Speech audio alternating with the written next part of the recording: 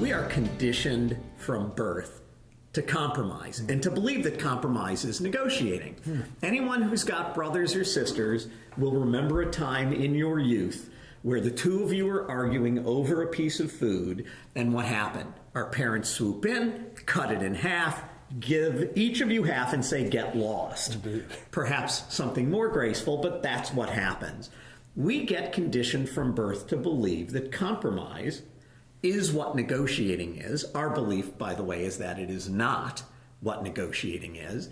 And yet, how do you compromise? I put what I want on the table, you put what you want on the table, and we end up splitting it right down the middle. Yeah. I think that's what encourages us to bargain, and bargaining is not negotiating. That's right. Yeah, exactly. Indeed, if you either propose or accept a compromise too early, and I'm not saying you should never do that. Right.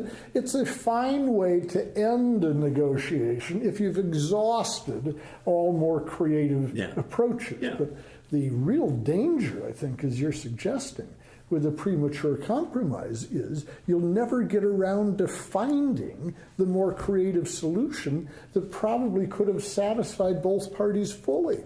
And so instead of the search for the more creative solution, we, as you say, cut it in half. Yeah. And, well, indeed, one of the definitions that we both like, one of the definitions of a good compromise is one that dissatisfies both parties equally.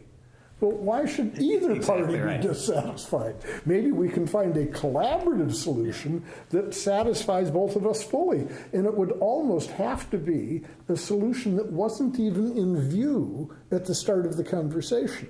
When we talk about compromise as a strategy or a behavior, one of the things we talk about is make it a conscious choice to go there. Just as we've described, people knee-jerk their way into compromise for three reasons. It's fast, it's easy, and people think. It's fair. There is fairness, which we've just talked about why, by definition, it is not fair. Yeah. And so I don't mind people going there as long as it's a conscious choice and not a knee-jerk reaction.